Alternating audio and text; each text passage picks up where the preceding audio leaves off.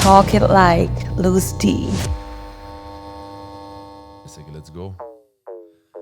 Yes, baby, es geht wieder los. Wir sind wieder back in the house. Heute wird geschwungen. Der König vom Tisch, der eidgenössische Schwingerkönig am Tisch ist da. Mal schauen, wie das passiert heute. Wir haben heute wieder einen wilden Gast, noch Chicos. Aber ganz allein. Heute gibt es ein Eis gegen Eis. Der Luz hat mich heute im Stich gelassen. Heute gibt's eine einsame Episode von mir und einem jungen Mann. Darum bitte alle ausrasten, Hinterschiss-Saltos von die Heim machen. Wir sind in the house. Energy Baby, Energy Baby. Woo! Grüezi miteinander, jeder, der zuschaut, der zulässt. Danke vielmals fürs Einschalten. Ich bin der Randy, mein junger Kumpane, der Luz, hat heute kurzfristig leider müssen wegdisponieren aus einem Grund. Aus welchem auch immer, ist schon irrelevant. Darum müsst ihr heute allein mich ertragen. Nicht ganz allein, wir haben noch einen jungen Mann dabei. Ich möchte eigentlich kann er sich noch selber vorstellen. Ein massive, mit Segmehl plagmierten Applaus für den Sinischa Lüscher. Ciao. Hoi. Alles klar, wie geht's? Gut, selber. Mir geht's fantastisch, danke dir vielmals. Alles im Grünen, bist gut unterwegs. Wie läuft's? Ja, es geht gut. Bin leider ein bisschen zu spät gekommen. Das ist okay.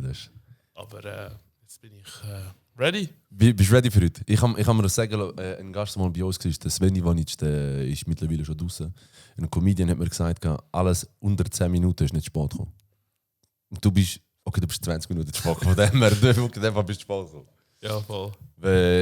Stell dich mal kurz vor, wer bist du, was machst du? Also ich bin der Sinischa Lüscher, ich bin 19 und ich schwinge. Geiles Intro.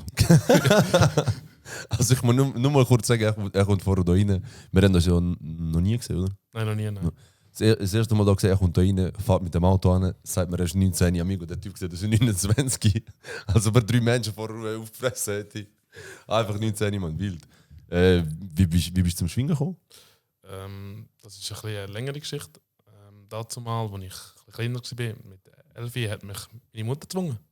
Hat sie gesagt, du schwingst jetzt? Du hast die Körperstatur für den Schwinger, oder was? Ja, also es war so, ich habe immer Fußball gespielt mit meinen Brüdern. Also ich habe immer so ein bisschen nachgeeifert als kleine Brüder. Ja.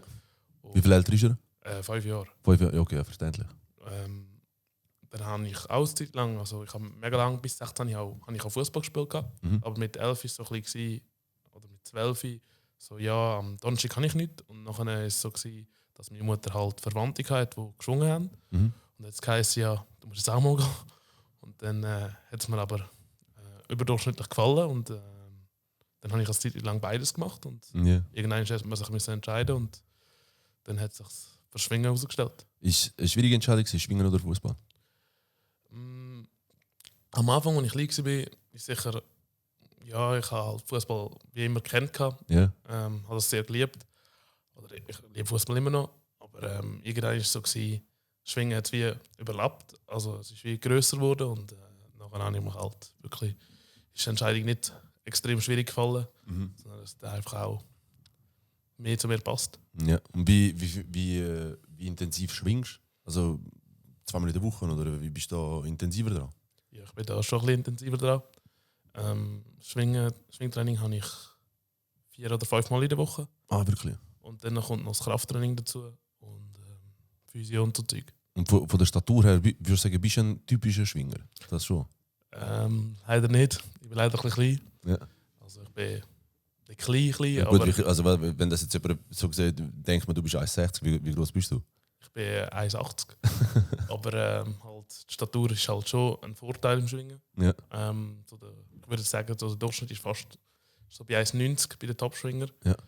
Und da bin ich schon ein bisschen kleiner, aber das kann ich anders gut wegmachen. Ist nicht ein Vorteil, dass du so einen tiefen Körperschwerpunkt hast? Das kann man auch als Vorteil sehen, aber es geht halt auch wegen der Hebel und Technik ist je nachdem auch ein Nachteil. Aber man kann es auch zum Vorteil nutzen. Findest also mittlerweile bist du 19, du hast seit 11 du schwingen, seit 8 Jahren in dem Fall. Ja, voll. 11, so 7, 8 Jahre bist du am Schwingen. Hast wenn jetzt, ich würde sagen, so als junger Mann ist jetzt nicht so mega normal, ist das falsche Wort, aber nicht der populärste Sport schwingen an sich, oder? Musst du dich einmal den Leuten erklären, hey, ich tue wirklich schwingen, ich bin nicht am Kampfsport machen oder so, oder keine Ahnung, Muay Thai oder so, sondern ich tue wirklich schwingen. Musst du dich einmal da erklären? Nein, eigentlich gar nicht. Schwingen, es hat zwar nicht übertrieben viele Schwinger, die schwingen, Ja. aber das Schwingen an sich ist mega am Popularität gewinnen. Ja, das habe ich auch das Gefühl, ja. Und auch wenn man so sieht, das Fernsehen ist mega hinten dran. Also die grossen Feste werden meistens live übertragen. Ja. Und so in der Schwingbubble, würde ich jetzt behaupten, kennt man mich ein bisschen. Ja. Darum ist es eigentlich nie gross zu erklären. Ja. Also ich habe bei mir im Geschäft, wo ich angestellt bin, 2, 3 Leute, die massive Schwinger-Fans sind. Und die sind massiv gehypt auf den Podcast jetzt mit dir. Und alle gerade gewusst, wer der Sinischa ist. Ich so, what the fuck, ey. Weißt du, die jungen Leute, die ich gefragt habe, die haben alle, ich sage jetzt mal, keine Ahnung, die nicht mit Schwinger zu tun haben. Aber ja, du bist schon, also bist du nur ein junges Talent oder bist du schon gross an Schwingerfest dabei? Oder was ist dein aktueller Stand? Also mein aktueller Stand ist, ich bin Teilverbandskranzer. Also ich bin Was bist du denn? Teilverbandskranzer. Das ist so aufgeteilt unter Eigenos, Teilverbandskranzer, Kranzer und Ich-Kranzer. Und das sind so Platzierungen. Also es gibt verschiedene Arten von Schwingfest. Es gibt Rangfest, kantonale oder Teilverband, Berge und Verbandsfest, also zum Beispiel das Nordwestschweizer, das Ostschweizer oder das Berner. Und da gibt es noch das Eidgenössische. Und ich bin auf Stufe, also ich bin auf der Stufe, wo man den NWS, also ich habe den NWS gemacht und durch das habe ich 2 Sterne. Hast du den gewonnen? Ja, voll. Also man muss dort in einer, merci. Man muss dort so in einem Prozentsatz drin, der bekommt nicht. Ja. Und ja, voll. Und ab wann kannst du so einen Eidgenössisch mitmachen? Das kannst du machen. Du musst ein Kranzer sicher sein. Ja. Und Was du jetzt schon bist? ja, voll. Ja. Aber das Eidgenössisch ist ja alle 3 Jahre. Also, Ja. ich bin mit 16 schon mal gewesen.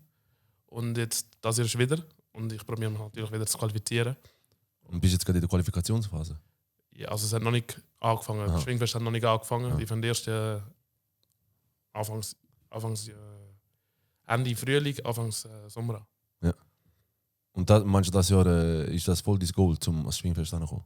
Das ist sicher das Ziel, ja. Ja. Hast du so Favorite-Schwinger selber? Mein Lieblingsschwinger, ja, Ja. voll. Wer? Der Nick Alpiger. Der Nick Halperig hat er schon, merkst du, keine Ahnung, hat er schon irgendetwas gewonnen? Ist der schon... Er ist sehr stark, ja. Schon? Also es ist jetzt auch der Fall, dass wir ab und zu gegeneinander schwingen. Ah, wirklich? Ja, ja. Krass, also du hast schon mit den Vollprofis gegen die schwingen? Also man muss es so sagen, Schwingen ist leider kein Profisport. Ja. Es ist immer noch also ein Randsport. Aber es ist halt, ich würde schon sagen, dass ich mit den Besten vom Land mitschwinge. Ja. Also nicht mitschwingen, sondern ich trainiere mit ihnen Ja. und auch gegen sie kämpfen. Gewinnen oder verlieren gibt es halt manchmal. Ja. Aber ja, ich weiß nicht, welche Schwinger du kennst oder welche du nicht kennst. Aber mit den Partnern schwinge oder trainiere ich schon, ja. Wild.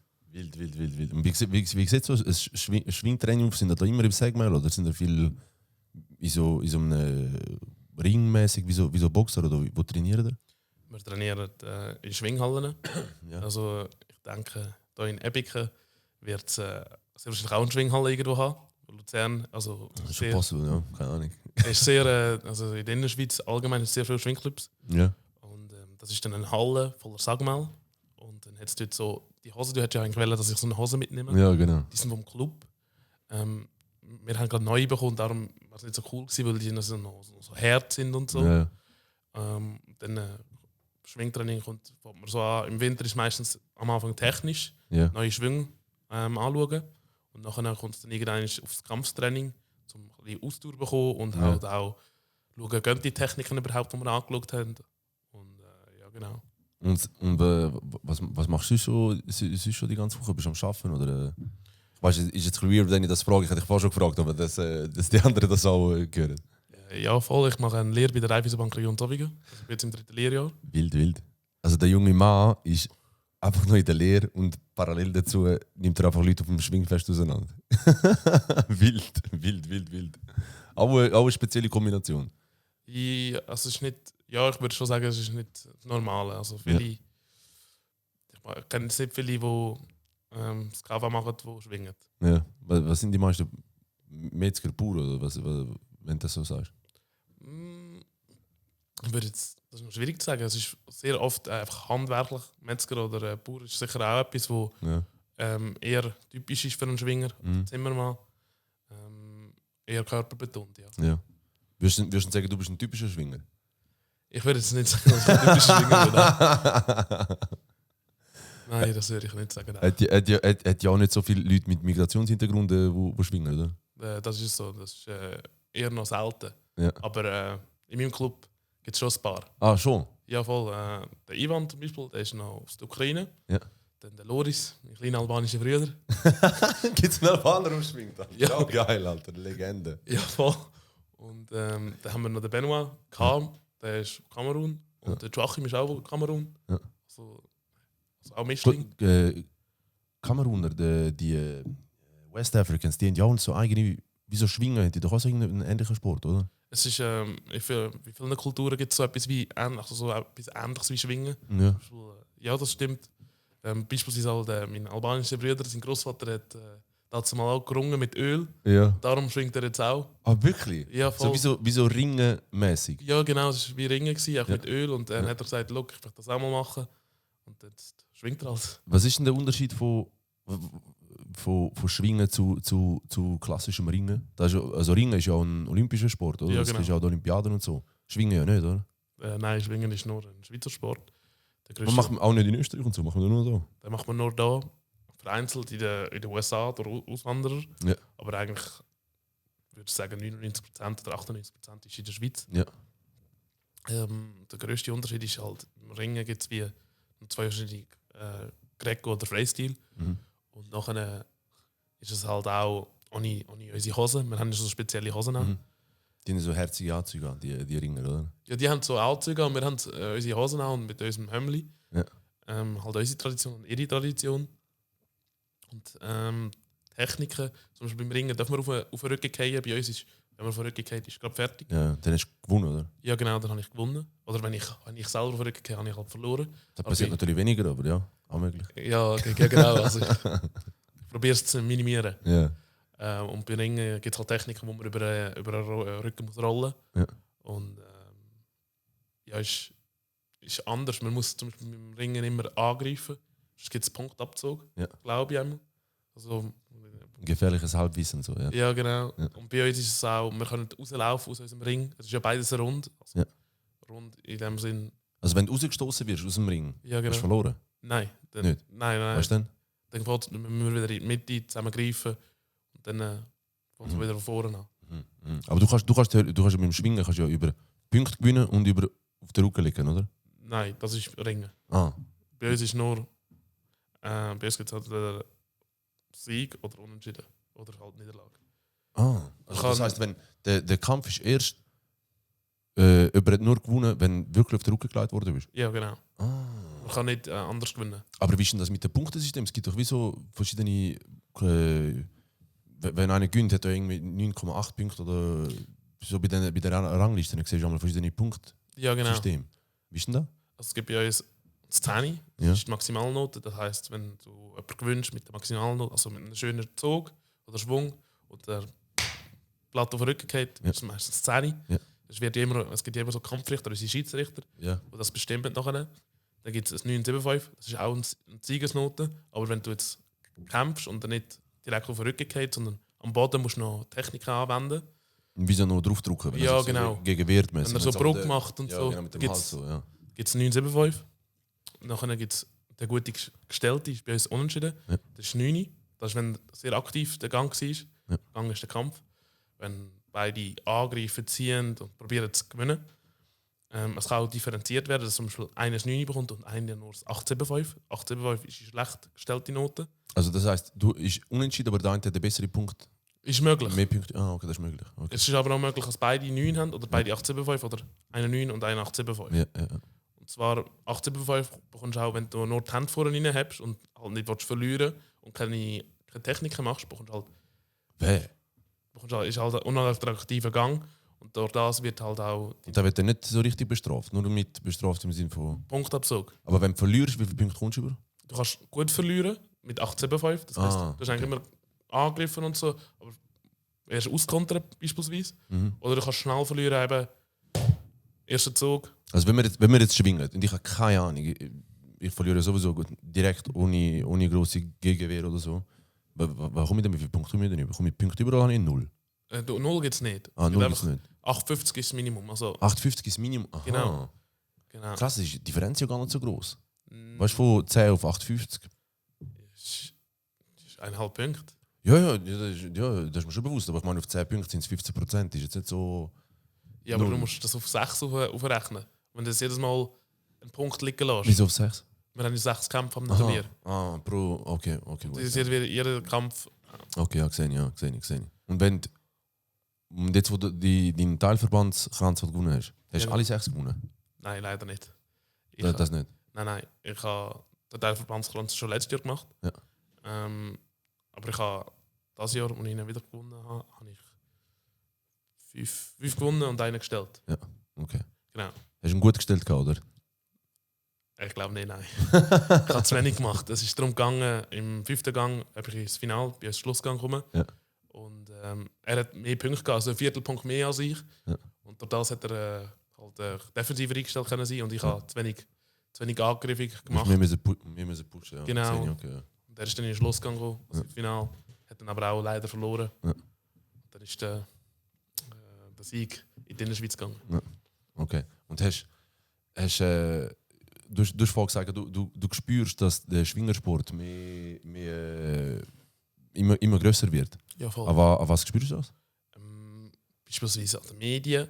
Also das Schwingen kommt immer mehr in Fahrt über. Also, beispielsweise eben SRF ist mega gross dahinter. Ja.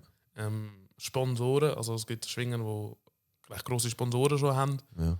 Man muss auch sagen, der Schwingsport an sich wird auch mehr athletischer. Es ist nicht mehr an sich ein Randsport, sondern die an der Spitze sind im Schwingen, würde ich jetzt behaupten, sind Athleten. Athleten, fast Full-Profis. Die machen schon nebenbei noch eine Ausbildung oder sind am Arbeiten, aber halt in einem reduzierten Pensum und sind halt einfach wirklich krasse Athleten. Ist das auch das Ziel von dir? Das ist sicher ein Ziel, das man probiert anzustreben. Dass du Teilpensumsbanker bist und der Rest dann Schwinger. Genau, ja. Das ist Goal Nummer 1. Was denkst du, wie realistisch ist es, zum so das Eidgenössische mal holen für dich? Das ist schwierig zu sagen. Es ist relativ schwierig, weil halt viele Faktoren zusammenspielen müssen. Du musst Glück haben, du musst auch... Es gibt Schwinger, die sind zwar die Besten an sich, aber es gibt Leute, die kann man halt nicht gewinnen. Weil die wollen nicht verlieren. Yeah. Und es gibt halt solche, die sind extra in gewissen Verbänden. In jedem Verband gibt es jemanden, der mega gut ist, um nicht zu verlieren. Der ist zwar nicht mega stark im Angriff, aber kann einer der ist Besten... aber defensiv nur stark. Okay. Ja, genau. Der kann ja. zwar nicht gewinnen, wo sich aus, aber er kann halt unentschieden machen. Ja. Und das sind halt schon wieder Punktabzüge, die du nachher im Nachhinein dann brauchst. Und das ist halt relativ schwierig zu sagen. Ich habe ja immer mal so als kleiner Bub schon gesagt, dass ein grosser Traum ist, mal Schwingerkönig zu sein. Mhm. Das ist ja immer Also noch... als kleiner Bub, ab 12. Ja, genau. Ja, genau. Das ist ja das Größte im Schwingen, das du kannst erreichen kannst. Das ist sicher immer noch das Goal, aber ich denke, von jedem Schwinger, du machst also jeder Sportler macht einen Sport zum Gewinnen. Oder zum der Beste sein oder so. Ja, sicher, ja. Aber Competition halt, ja. Ja, genau. Aber es ist sicher schwierig. Mhm. Aber hartes Training und dann ein paar Jahre noch, dann mal schauen, wie es aussieht. Bist du eher ein aggressiver oder ein defensiver Schwinger? Ich würde sehr sagen, ein angriffiger Schwinger. Ja. Schon. Da musst du auch eher sein, um erfolgreich zu sein, nicht? Würde ich jetzt auch eher behaupten. Und vor allem halt, würde ich die Statur... Ich bin halt nicht der Größte, dafür muss ich es halt mit Techniken, mit Körperspannung und so Sachen wieder gut machen. Mhm. Und wenn ich zuerst angreife, ist die Chance halt größer, dass ich gewinne, als wenn ich zuerst angreifen lasse. Ja, sehe ich. Wild. Und spürst du das einmal? Hast du einmal so, dass hast du einmal Anschiss? Oder kennst du das? Ich kann mir noch vorstellen, weil du jetzt nicht wie ein typischer Schwinger wirkst, für mich. Hast du das einmal, dass du dich erklären musst? warum du das machst und dass du das überhaupt machst? Schwingen? Ja. Nein, gar nicht. Weißt du, wenn jetzt irgendjemand sagt, wenn ich dich jetzt das erste Mal sehe, ey, Ciabello, was läuft und so, spielst du Fußball oder was machst du? Du siehst wie ein Thai-Boxer oder so. Und du, nein, ich schwinge. Glaubt ihr, dass Leute gerade von Anfang an, oder musst du dich einmal so ein bisschen gehen, nein, ich bin wirklich am Schwingen. Das ist wirklich mein Ding. Nein, das ist im Fall wirklich kein Problem. Also Problem sowieso nicht. Nicht, dass ich denke, das ist ein Problem. Mehr so, dass es dir niemand abkauft, gerade so auf die ersten 3 Minuten vom Smalltalk. Also es kommt halt immer darauf an, in was für eine Umgebung ich Ja. mich umgebe. Ja. Also, aber es ist öfters der Fall, dass ich mal auf der Straße sogar erkannt werde. Ja. Ich gehe ja nicht von mir aus und sage, hey, Ich bin Schwinger. ja, sondern wir sind irgendwie am Reden und dann reden wir über Sport und dann fragt er und ich so, ja, ich bin Schwinger. Oder mit den meisten Leuten, die ich rede, die wissen ja, wer ich bin. Ja. Und das ist ja so wie eigentlich so ein bisschen mein Markenzeichen. Ja, ja. Also es ist eigentlich nie so gekommen, was du schwingst. Ja. Also selten. Weil ich hatte zum Beispiel ich bin gestern unterwegs gewesen und habe einem Kollegen so gesagt, eben, morgen nehmen wir einen Podcast auf und so. Kommst du? Und er so, was machst du? Wer ist das? Und dann zeige ich ein Foto von dir und ich so, er schwingt. Dann sagt er, verarsch mich nicht, was er schwingt. Und dann ich so, Mol, ich schwöre, er schwingt. Dann habe ich so Fotos gezeigt mit dem Hemd und so. Weil man es halt nicht so viel kennt, dass Leute mit Migrationshintergrund schwingen oder so eine. Oder allgemein, finde ich nicht einmal Leute mit Migrationshintergrund, sondern so junge Leute in urbaneren Regionen, die nicht gerade im Berner Oberland leben oder so, schwingen. Das wenn ich so denke, könnte mir vielleicht einmal so ein Thema sein, weißt, wenn irgendjemand ansprichst oder so, wenn jemand im Ausgang kennenlernst oder so, dass dann immer so ist, so, wirklich, wild, glaubst du dir nicht? Wie wenn du sagst 19 Alter, du siehst wie 5, 26 Alter. Ja. Dass dich immer rechtfertigen müsstest. Also man muss sich schon rechtfertigen manchmal. Aber es kommt darauf an, in welchen Kreisen. Ja. Aber nachdem man das erklärt hat, dann ist es eigentlich immer mega simpel für die Leute. Ja, vor allem ich find auch geil, man glaubt dir auch sofort, dass du das gerne machst. Weißt du, dass es voll deine Passion ist, wie du so darüber redest, wie dass es dir voll Spaß macht, dass es voll dein Ding ist. Das finde ich eine Bereicherung für den Schwingersport. Weißt du, dass jemand einfach voll dahinter ist und voll geil findet. Hast du auch schon Leute davon überzeugt, mal das ausprobieren, oder? Ja, voll. Ein ehemaliger Kollege von mir hat auch mal geschwungen. Ja. Hat es dann leider aufgegeben. Aber ich muss sagen, fast jeder von meinen Kollegen hat schon mal müssen heben. Wirklich? Geil, Oder kommen. Vielleicht musst du nicht auseinandernehmen beim ersten Training. Einfach mal ein bisschen locker bleiben. Ja, das ist ein bisschen schwierig. Weil, wenn ich so den Kampf sehe, probiere ich halt schon gewinnen. Ja. Aber man kann schon langsam. Man kann schon Du bist halt das aufpassen. Tier, das ist halt das. Kannst du schon sagen, sag's einfach, du bist eine riesen Maschine. Nein. Aber ja, schon ein paar Kollegen haben müssen heben oder man findet halt auch Kollegen durch den Sport. Ja. Und wie findest du das? Ich meine, weißt du, wenn du so 5, 6 Mal Trainingseinheiten hast in der Woche, wie schwierig findest du es, das mit der Ausbildung unter einen Hut zu bringen? Wirst du unterstützt vom Arbeitgeber, oder? Ja, ich habe da wirklich ein mega Glück mit der Raiffeisenbank Region Zofingen, dass sie mich da. Ich mache ja keine Sportlehre, weil der Schwingsport an sich gibt es die Möglichkeit nicht, die olympische Talentcard zu haben. Mhm. Aber ich konnte gewisse Vereinbarungen machen, dass ich trotzdem meine Trainings besuche, weil ich habe oft 2-mal am Tag Training, am Morgen Kraft und am Abend Schwingen. Weil Schwingen ist halt, bin ich auf andere angewiesen. Ja. Und beim Kraft habe ich halt meinen Trainer und noch einen anderen Schwinger, Ja. das dritte eigentlich sind. Und da habe ich schon ein mega Glück. Ja. Und durch das ist es auch erst recht möglich. Also eigentlich ist es schon fast wie eine Sportlerlehre, einfach nicht offiziell. Also weißt du, wenn du ja so am Morgen kannst fehlen, um zu trainieren. Ja, es ist eigentlich recht ähnlich wie ein Sportlehrer. Mein Bruder hat ja Sportlehre gemacht. Ja. Was hat er gemacht? Fußball. Er war relativ gut im Fußball. Vergangenheitsform. Also er spielt immer noch Fußball, aber ist leider der Profi-Status. Okay, ja. Hat es halt am Schluss nicht gelangt. Ja. Aber ja. Vielleicht hätte er noch so schwingen. Genau. Vielleicht ist es das. Also mein Bruder ist voll nicht der Schwinger. Nicht? Nein, Also würdest du sagen, ist sein Talent im Fußball grösser als dein Talent im Schwingen? Das ist noch schwierig zu sagen. Das ist halt Darum frage ich dich, ich weiß es ja ja nicht. Das ist schwierig zu vergleichen. Er ist sicher sehr, sehr, sehr gut gewesen, mein Bruder. Ja. Ich weiß nicht mal, weißt du, im Fußball ist es so, manchmal ein Trainer, der nicht auf dich setzt, Ja. dann ist es schwierig zu spielen, vor allem als Jungspieler. Mhm. Und nachher auch mit der Situation, wie im Team unter war, bei Aarau war es halt immer so ein bisschen, dass wir wieder aufsteigen, nachher läuft es zuerst mega gut und nachher bekommen es doch am Schluss die Punkte, die ihnen fehlen. Und, so. Ja. Und dazu mal mit 16, wo er zu den Profis gekommen ist es halt so ein bisschen mit den Trainern nicht so gut gelaufen.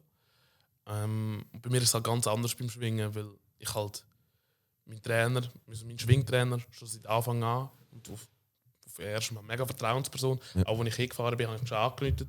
Sonntag, ich rufe ihn schon an. Ja. Ich musste 2-3 Sachen müssen besprechen. Oder mit meinem anderen Trainer, mit dem Jürgli, wo erst sind, ja, auch schon mega lange jetzt dabei ist, wo mein Athletiktrainer ist, viel mehr als mein Athletiktrainer. Darum ist es recht schwierig zu vergleichen, weil halt im Fußball bist du wie aufs Team angewiesen. Wenn das Team scheiße ist, dann ist es schwierig als Einzelspieler. Natürlich kannst du Ja, glänzen, ist ein Einzelsport, ja. aber im Schwingen kann ich wie auf das vertrauen, was ich gemacht habe. Ich Ja. habe meine Leistung, wenn ich jetzt im Winter scheiße war, dann bin ich auch in der Saison scheiße. Dann Ja, werde ich gegessen halt. Aber wenn ich jetzt gut aufbaue und dann muss ich auch immer noch ein bisschen Glück haben mit wer ist dein Gegner und so, dann Ja, ist so Angstgegner. Angstgegner nicht. Einfach, man hat halt Respekt Ja. eigentlich vor jedem. Man muss Ja. halt einfach mit einem gewissen Respekt drauf angehen. Aber kämpfst du jetzt lieber gegen Leute, die aggressiv schwingen oder lieber Leute, die defensiv sind? Ich habe es lieber, wenn sie auch gewinnen Ja. wollen. Finde ich einfach spannender, weil es halt, der läuft mehr. Es ist Action. Ja, genau. Man muss Ja. abwehren, man kann angreifen. Ja. So ein bisschen ein offener Schlagabtausch. Ist Ja. Wie macht so, mir am meisten Spaß. wie so ein Box halt, wenn die letzten paar Sekunden vom Kampf, wo einfach nur willst, den Lucky Punch noch holen. Genau. Ja. Wie lange geht denn ein Gang? Ein Gang ist, Das habe ich jetzt gerade gelernt. hast du erst gelernt, ist je nach Schwingfest unterschiedlich. Wir sagen so, bei den Jungschwinger, also junge Schwinger sind bis unter 16, ist meistens 4 Minuten. Bei den Aktiven ist es meistens 5 Minuten, die normalen Schwingfest. So kantonale oder Teilverbandsfest sind 6 Minuten. Und das eidgenössische sind 7 und 8 Minuten Gang. Also das ist schon recht intensiv, je nachdem. Wenn du immer den Gang musst machen musst, Ja. gehst du schon auf die Lunge. Gegen wer ist so der stärkste, wo bis jetzt, gegen wer du geschwungen hast bis jetzt? Der stärkste. Oder würdest du sagen, wo du gemerkt hast, mein der ist auf einem anderen Level als ich? Weißt du, bei den Am Schwingfest.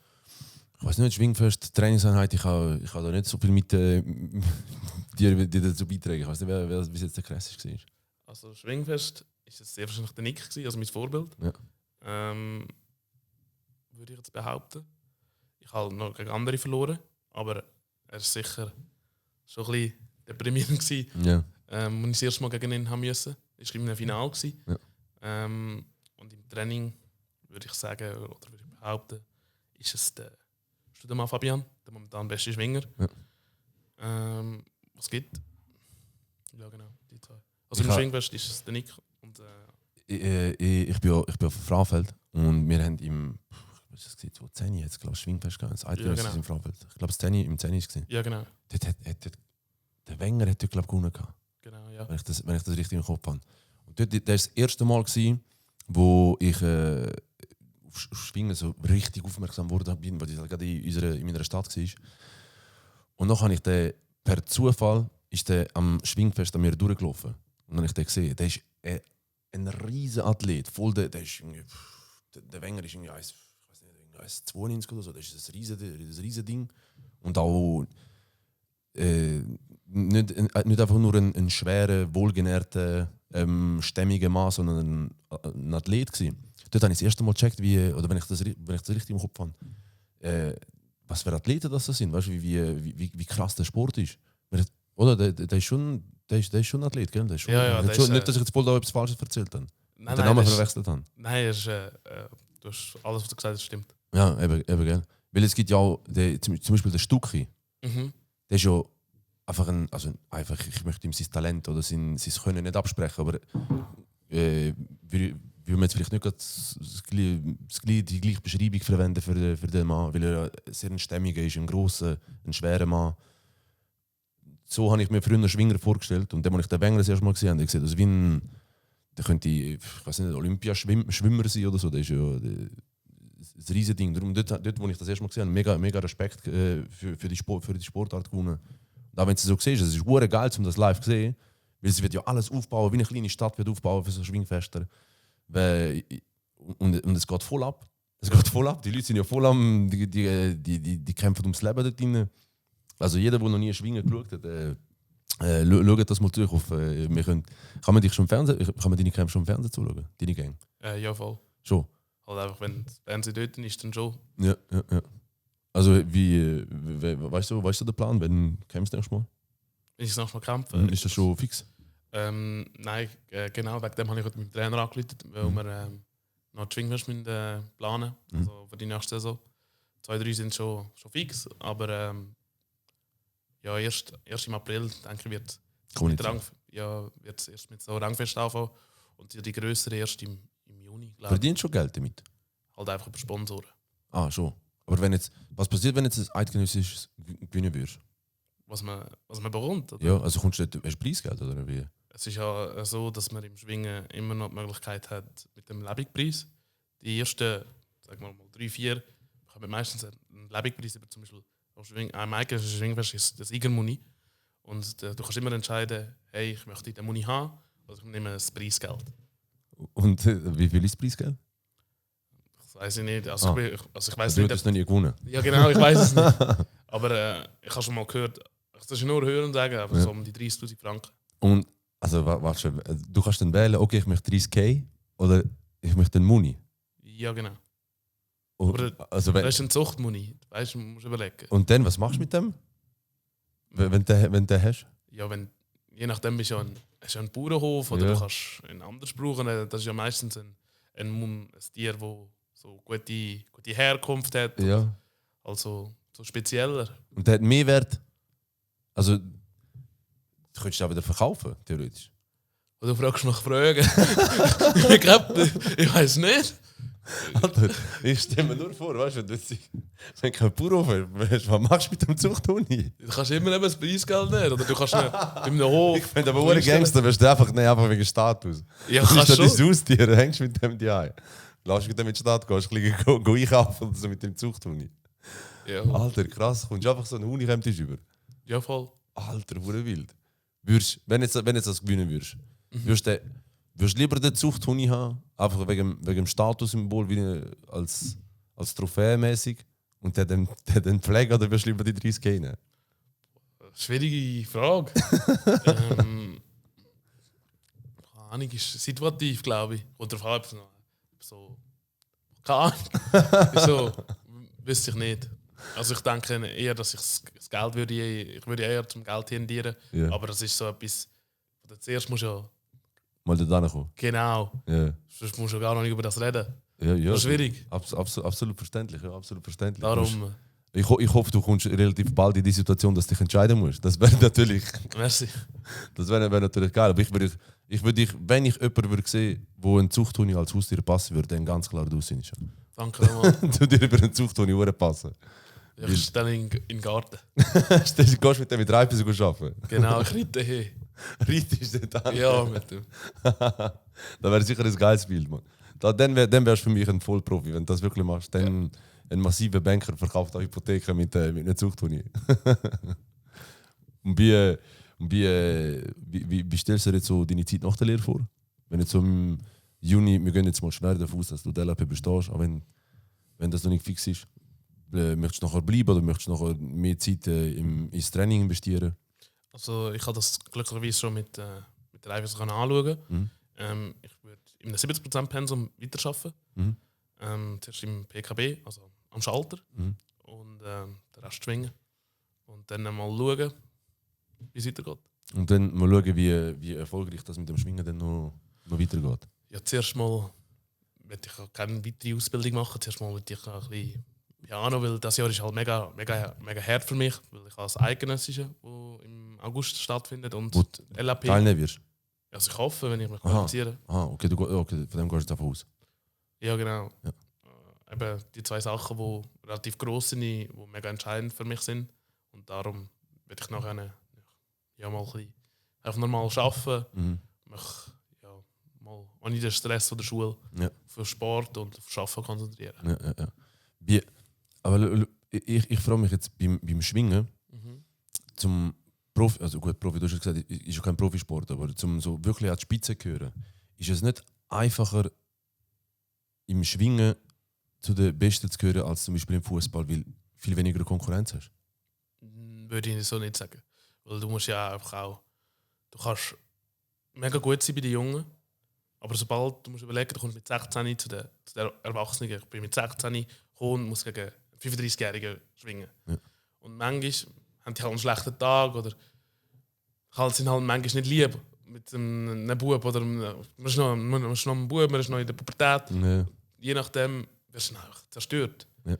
Und du musst überlegen, mit 16 bist du schon bei den Erwachsenen, du kommst in die Lehre, du fährst an, Frauen kommen in dein Leben, also mit 16, man geht in den Ausgang. Es sind viele Faktoren, wo mega viele nachher aufhören zu schwingen und sich auf halt andere Sachen fokussieren. Und darum ist halt auch schwierig, die Spitze am Schwingen ist relativ eng beieinander und die sind auch relativ stark halt. Und man kann halt schon irgendein Mittelfeld mitschwingen, aber dass du halt ganz oben mit kannst schwingen, musst halt mit vielen Faktoren wirklich zusammenspielen. Lebst du auch wie ein Profi, du? Sorry? Also weißt du, mit Ernährung, ich meine, du trainierst 2-mal am Tag, das ist schon sehr profimäßig. Also mit Ernährung und so bist du auch voll am Schauen. Also ich probiere darauf zu schauen, aber halt manchmal gibt's halt schon, muss man halt schon ein bisschen cheaten. Ja. Aber ich habe so eine Anmachung mit meinem Athletiktrainer, mit so einem Kessel-System. Ja. Wir machen das so, weil der Jürgli, er liebt Dessert. Ja. Und wir haben abgemacht, er darf über den Mittag Dessert essen, aber am Abend nicht. Und ich darf halt nicht ungesund so essen. Und wenn wir halt sozusagen sündigen, also etwas nehmen, müssen wir 5 Stutz in das Kessel zahlen. Ja. Und ja, genau so probieren wir ein bisschen drauf zu schauen und halt auch selber, ich werde ja weiterkommen. Und ich weiss ja ein bisschen, wenn ich jetzt Pizza esse, ist es nicht so gut, wie wenn ich jetzt daheim einen Salat esse. Ja. Dann muss man halt selber ein bisschen abwägen. Und man muss immer überlegen, wenn ich jetzt eine Pizza esse, muss ich nochmal 5 Stutz zahlen. Ja. Das ist halt schon ein Pain. Ja. Und darum, So willst du dich selber ein bisschen besiegen mit disziplinarischen Massnahmen. genau, mit so ein bisschen Strafen und Ein so. riesen Fuchs, der Jürg. Ja. Das war meine Idee. Gewesen. Ah, das war deine Idee? Ich habe deine Idee. Ich habe aber gebraucht, der mitmacht. Ah, okay. Und er hat dann gesagt, hey, er macht mit. Und eben, wo er Dessert liebt, probiert er sich auch so ein bisschen. Ist er auch Schwinger oder der Athletiktrainer, wo also macht der andere, also ist der auch in der Schwingerszene unterwegs oder was macht er? Also er ist, kommt immer mit mir an die Schwingwest. Oder er trainiert mich halt immer, also im athletischen Bereich. Auch wenn ich andere Sachen habe, Probleme habe, hilft er mir viel. An sich hat er halt einfach von ehemaligen Schwinger auf Schwingen, einen Schwingbezug. Er selber hat nicht geschwungen. Er ist einfach ein Fuchs. Einfach ein Fuchs, einfach so ein Fuchs. Er ist ein Fuchs, ja. Und was wäre jetzt so deine Wunschsituation wie die nächsten 4-5 Jahre? Was wäre das Optimum, wo für dich rauslaufen jetzt auf den Schwingsport bezogen? Wie es optimal könnte laufen? Ja. Also, ja, natürlich das Jahr mit dem Eidgenössischen, wenn dort alles gut läuft, möchte ich halt möglichst gerne dort um einen eidgenössischen Kranz mitschwingen. Und dann, weiter sind wieder grosse Schwingfeste. Zum Beispiel, ich glaube, 2 Jahre ist wieder das Kilchberg. Das ist alle 6 Jahre nur. Sicher Teilnahme dort. Dort bin ich noch nie gewesen. Ich bin zwar schon am Unspunnen gewesen. Es gibt so wie 3 grosse Schwingfeste im Schwingen. Unspunnen, Eidgenössische und Kilchberg. Unspunnen und Kilchberg sind alle 6 Jahre und Eidgenössische alle 3 Jahre. Aber Unspunnen und Kilchberg bekommt man halt keinen Kranz über. Darum ist einfach Teilnehmen schon das Größte. Wo es halt mega wenig noch teilnehmen können. Natürlich dort möglichst gut im Schwingen gesund bleiben. Und halt immer noch Steigerung. Also ich hoffe nicht, dass ich jetzt schon an meinem Zenit bin, sondern dass es noch bergauf geht. Und dann, dass ich in den nächsten paar Jahren halt auch um die Spitze mitschwingen kann. Und Und auch im Beruflichen halt im Teilpensum noch arbeiten kann. Vielleicht das Teilpensum noch ein bisschen reduzieren, noch mehr auf den Schwingsport setzen. Und ja, für mich ist es so wie, du alles unter dem Schwingen unterordnen. Also Prio 1 total schwingen. Ja, voll. Prio 1 ist voll schwingen. Ja, voll. Alles andere ist eigentlich zweitrangig. Ja, Also Bankkarriere aktuell ist eigentlich eher zweite Positionierung. Du hast vorhin gesagt, mit den jungen Damen, die wir da mit 16 kommen, das ist auch eher untergestellt. Ja, genau. Interessant. Schwierige Entscheidung in dem jungen Alter. Ja, Da haben wir ja viele Versuchungen, die da immer auf einen zukommen. Das ist ja so. Es gibt viele Versuchungen. Aber ich habe Ziele im Leben und ich möchte halt die Ziele erreichen. Und für das muss man halt auch Prioritäten setzen. Ja. Man muss sich ja nicht alles verbieten. Man muss halt einfach abwägen. Oder Was ist jetzt gut? zahlen. Ja, genau. Hast du das nur mit dem Essen gemacht oder mit allen Sünden, mit allen Temptations? Das ist nur ein Mass. Wild. Aber geil. Hey, unglaublich, weißt du, hast das so das Mindset, weißt du, dass so intensiv priorisierst. Hast du das von den Eltern übernommen oder von deinen Brüdern abgeschaut? Oder wie, von wo kommt das? Weißt du, dass du so früh schon so intensiv priorisieren kannst? Ich weiß im Fall nicht, woher das kommt. Ich glaube, schon ein bisschen von der. Ich würde nicht sagen, dass es schon immer so war bei mir. Mhm.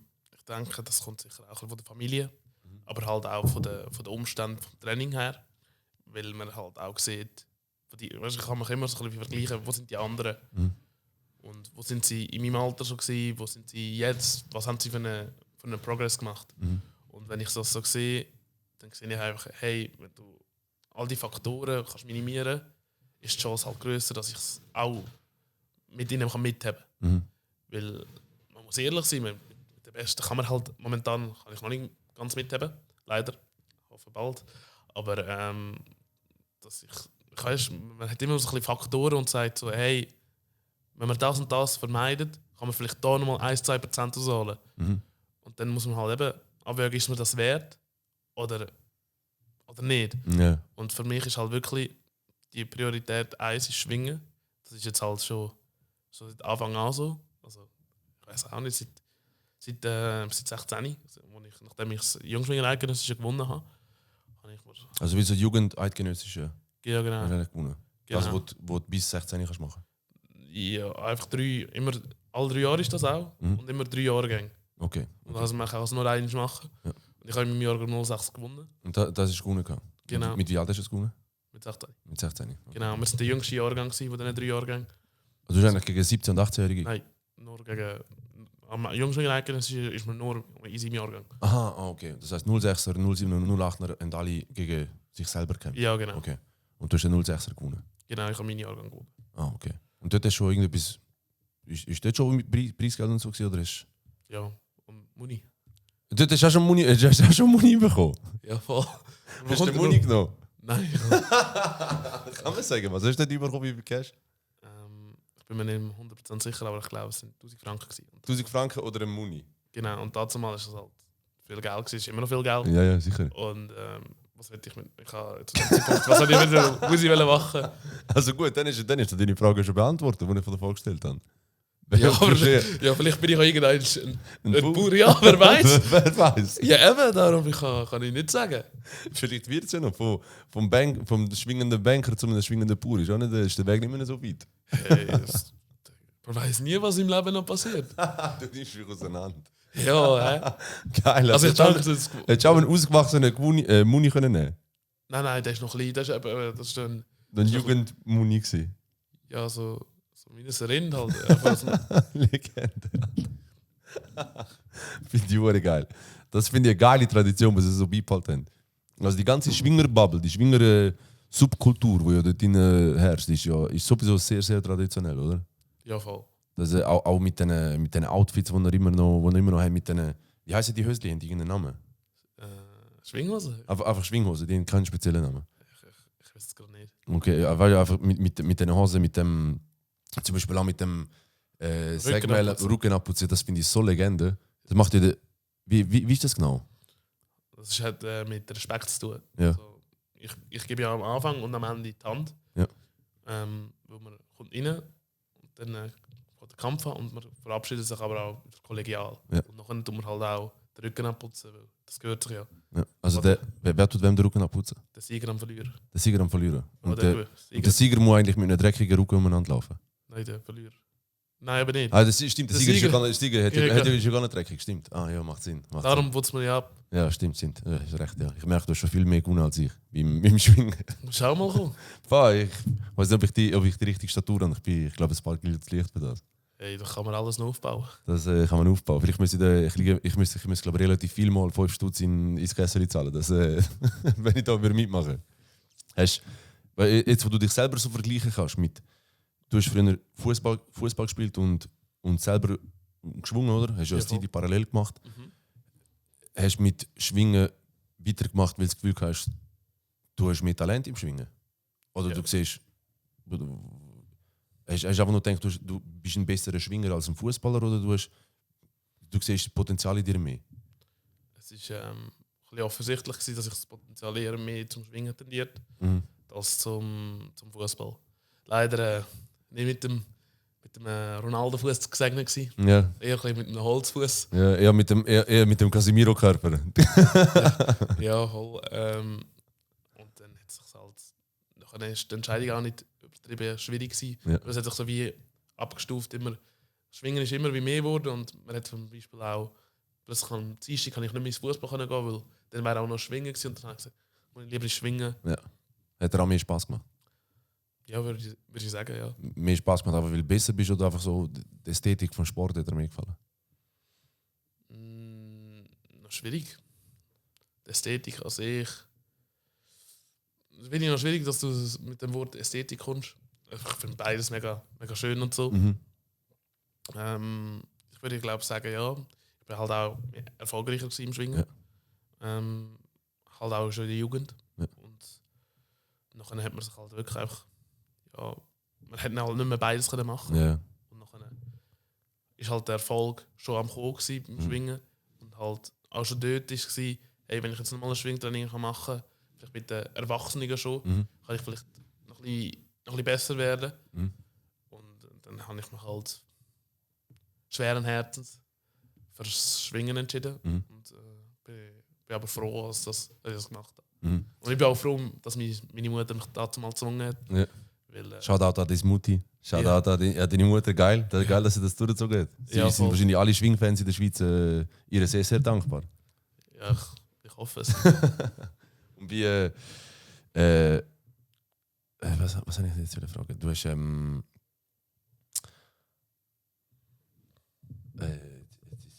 ist mir der Fall. Du hast mit dem. Durch die. Das grosse Medieninteresse, wo immer mehr kommt am Sport und auch an dir. Spürst du, findest du es schwierig, mit dem umzugehen? Weißt du, dass jetzt mehr Anfragen bekommen von Medien, von Podcasts, von Interviews, von was auch immer. Findest du es schwierig, mit dem umzugehen? Also es ist halt einfach immer die Frage, ein bisschen Abwägen. Du hast mich auch schon mal ein bisschen früher angefragt und dann musste ich sagen, hey, look, momentan ist es nicht möglich. Weil ich halt auch immer noch das Thema Lehre, wo halt, man muss sagen, Schwingen ist sicher die erste Priorität, nachher kommt die Lehre und nachher kommt erst das Zeug mit den Medien. Ja. Für mich hat das nicht so die Präsenz wie meine Lehre. Weil Lehre ist mir halt auch Ja, total, halt wichtig, ich muss auch das EFZ haben. Und durch das, ich halt wirklich, muss man sagen, bin mega stolz drauf, auch mega glücklich und mega dankbar, dass ich so ein gutes Team um mich herum habe. Mit dem Jörg, dem Claudio, ich kann aber auch auf meine Familie zurückgreifen, der Gregor, der mir hilft, meine Mutter, meine Brüder, wo ich immer ein bisschen abschätzen kann, hey, jetzt musst du ein bisschen Piano. Weil man kann nicht alles auf einmal haben, sondern man muss halt einfach eben priorisieren. Ja, man muss priorisieren, ja. Und vor allem auch sehr, sehr humble. Weißt du, ich weiss, wo wir das erste Mal in Kontakt sind, hast du gesagt, du schaust es mit deinen Brüdern an.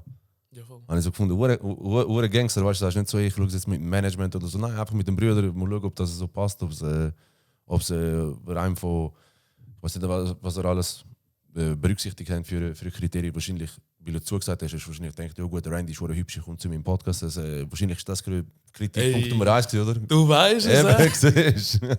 Nein, aber ich finde das beeindruckend, weißt du, dass in dem jungen Alter schon so das Priorisieren. Ich finde, das hat man oftmals sehe ich das eher bei Leuten 30 plus oder so. Und weißt du, dass das so früher schon im Tagesaktuell in dem Programm drin ist, finde ich sehr beeindruckend. Wild. Merci. Wild. Aber eben, wie gesagt, ich habe da ein tatkräftiges Team, das mir mega, mega hilft. Humble. Bodenständig, der junge Mann. Und jetzt, wie läuft denn das jetzt ab? Ich verstehe das nicht so ganz mit dem Eidgenössischen, was du vorhin gesagt hast, wo im August jetzt ist. Mhm. Wie funktioniert also könnte ich jetzt auch sagen, ich fange jetzt an schwingen, ich möchte auch dort schwingen. Ich nehme an, das läuft ja so nicht. Mhm. Was musst du denn da für Qualifikationen aufweisen? Oder wie funktioniert das? Also Was sind für Faktoren da abhängig? Also der Faktor ist halt, dass du sicher Kranzer musst sein. Ja. Das heisst, eben die eine Auszeichnung am Kranzfest, am Kranzfest. Aber Oder dort gsi? Nein, Kranz, die Aha. Auszeichnung. Aha, das Das Eichellaub. Okay. Sicher, einen brauchst du sicher. Ja. In meinem Verband, also jeder Verband ist anders. Ja. Es gibt ja 5 Verbände. Und je nachdem, also wenn jetzt du würdest anfangen heute und im Juni 2 Kränze würdest machen, würde ich jetzt schwer behaupten, bist du in diesen Kriterien, wo nicht alle schaffen es, 2 Kränze zu machen, weil es halt relativ schwierig ist. Ja. Weil, man muss auch sagen, die Kränze bleiben eigentlich immer unter den gleichen. Ja. Es gibt manchmal so 1, 2, die weggehen, also neue Kränze. Und sonst bleibt es halt unter den gleichen, wo sie darum kämpfen. Mhm. Und wenn du dann schaffst, 2 zu erringen, also zu erkämpfen, Erschwingen. erschwingen, darfst du im August teilnehmen, zum Beispiel. Also, man muss aber auch den Faktor überlegen, es sind immer 3 Jahre bis zum Eidgenössischen. Ja. Was hast du in diesen 3 Jahren gezeigt? Weil beispielsweise ein Topschwinger reißt sich das Kreuzband, beispielsweise letzten August oder so gerissen, oder letzten Mai. Ja. Einfach, dass er vor dem August noch ready ist. Und kann dann die ganze Saison eigentlich nicht schwingen, aber trainiert aufs Eidgenössische drauf hin. Und er hätte ja keinen Kranz können machen, weil er auch nicht geschwungen hat. Darf aber sicher teilnehmen, weil er halt in den Vorjahren. Das Resümee da ist. Ja. Ja, er ist beispielsweise der Beste, wenn der Beste nicht schwingen kann, ist er halt.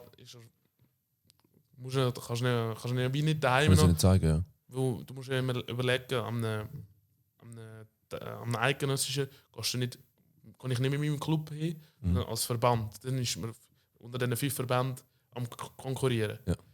Und dann ist am Teilverband, am Kranzfest beispielsweise, ist der Aaron Rüger beispielsweise, er ist auch, wir trainieren oft zusammen, ist er beispielsweise mein Gegner. Aber am Eidgenössischen sind wir beide von der NWS, also aus dem NWS-Team. Dein Verband? Ja, mein Verband, sind wir zusammen als Team dort. Ja. Und sonst ist er Schwinkelb Zaviga und ich Schwinkelb Alten. Mhm. Und dann kann es sein, dass wir gegeneinander müssen. Mhm. Okay. Und nachher musst du eben deine Grenze machen. Und nachher darfst du also Eidgenössische. Wild. Sehr wild. Also ist noch nicht spät. Meinst du noch nicht spät? Ja. Mit meinen jungen, frischen 29 Jahren noch anfangen mit Schwingen?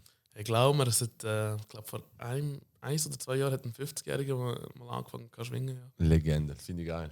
Also auf jeden Fall ein Fan mit mir ist gewonnen. Also wenn ich weiß, wer jetzt auf jeden Fall mein Favorite Schwinger ist, das auf jeden Fall. Hast du hast vorhin gesagt, Nick, wie heißt er? Nick Alpiger. Nick Alpiger, der ist so dein Favorite Schwinger aktuell?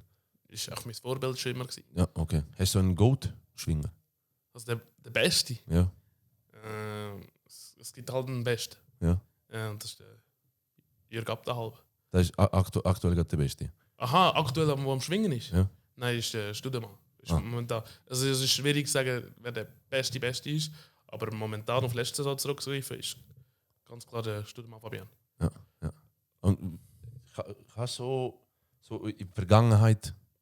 Oder nein, Vergangenheit interessiert mich nicht mal so viel. Mehr so, Das wäre Jürg Abderhalb gewesen. Der hat, Joe, ja, der hat am meisten gewonnen. der hat das Eigentliche, glaube 3-mal gewonnen. Ja. Und ist 4-mal im Schlussgang gewesen. Ja. Und Kilchberg, unspunnen, auch gewonnen. Wild. Das ist so wie der Grand Slam im Schwingen, sagen, Ja. wenn du die 3 Grossen gewinnst. und der Seiger ist schon mehrmals gewonnen. Wild. Schon ein bisschen der Tupac vom Schweizer Schwingsport. Schon tough, ja. Schon tough, ja. Und wenn jetzt du kategorisierst dich selber ja noch ein bisschen als aufstrebende Jungs-Schwingtalent, oder? Oder bist du schon... Aufstrebend, ja. Gibt es so 2, 3, die in ähnlichen Positionen sind wie du, wo du so ein bisschen am Mitverfolgen bist? Weißt du, so ähnliche Alterskategorie, wo du denkst, so, das sind so die New Generation an Schwingers? Die gibt es sicher, ja. Die sind ein bisschen älter als ich, so ein Jahr älter. Gibt es 2, 3 starke, sehr, sehr starke von Bern. Ja. Beispielsweise Michael Moser, der momentan ein bisschen höherklassig ist als ich. Er zum Beispiel, oder Hilbrunner Fabian. Die sind alle relativ jung noch, also eben ein Jahr älter als ich. Dann beispielsweise 2 Jahre älter als ich sind noch zum Beispiel die Rotbrüder aus meinem Verband. Es gibt da ein paar Junge, die mega am Kommen sind. Geil. Und hast du das Gefühl, du wirst gleich behandelt von allen anderen? Ich würde es behaupten, ja. Das schon. Spürst du mal so ein bisschen von den Medien, weißt du jetzt, wenn so das Thema Rassismus oder so aufmachen, weißt du, mit, weiß auch nicht, wenn du das Gefühl hast, ja, wir wollen eigentlich über Schwingen reden und dann kommen wir mit Rassismus oder was auch immer. Spürst du mal so Sachen? Das habe ich sicher gespürt. Ja. Ich, oder besser gesagt auch mein Team, sind jetzt eigentlich der Meinung, dass das ausgesprochen ist. Also das ist klar offen kommuniziert worden. Aber über das rede ich eigentlich auch gross nicht mehr. Ja. Weil es hat sich verbessert. Ja. Es ist immer noch das Thema. Das ist leider weltweit noch das Thema. Ja. Aber ich probiere weiterzugehen. Und, Ja, total, ja. Ich will als Schwinger bekannt sein und nicht einfach nur als auf meine Hautfarbe reduziert werden und immer das thematisieren. Sondern ich will mit meiner Leistung und zeigen, dass ich ein junger Schwinger bin, wo mit Talent und Können. wo die Aufmerksamkeit bekommt. Und nicht Hautfarbe oder was auch immer. Genau. Ein starkes Statement. Finde ich Gangster. Finde ich geil. Vor allem, weißt du auch, ich meine, das wäre jetzt so etwas, wo wir jetzt auch größer thematisieren, aber mich langweilig. Das ist natürlich ein wichtiges Thema, weißt du, aber ich finde es ein bisschen anstrengend, über das so künstlich müssen diskutieren, wenn es gar nicht das Thema ist oder so. Aber ich habe nur so ein paar bei SRF hast du eine Doku gehabt, oder? Ja, voll.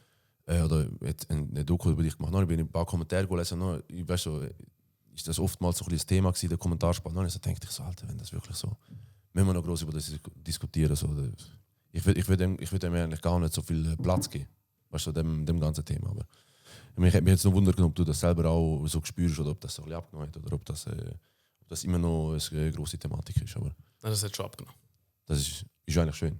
Ja, genau. Voll. Kannst dich mehr auf dein Kernbusiness fokussieren. Genau, auf die Leistung. Geil, das ist wichtig. Das ist wichtig. Das Hey, ist so. hast du noch irgendetwas, wo du begrüßen oder willst du irgendetwas sagen als Schlusswort oder so? Ich finde das ein geiles Statement zum Schluss, was du gemacht hast.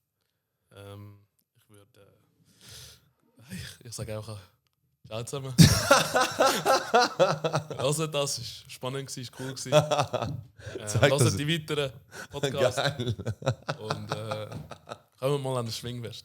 Können wir dann ein Schwingfest? Das drucken wir auf T-Shirt zum Verschenken an 2 Hände. Yes, sir. Hey, danke dir vielmals. Es hat Spaß gemacht mit dir.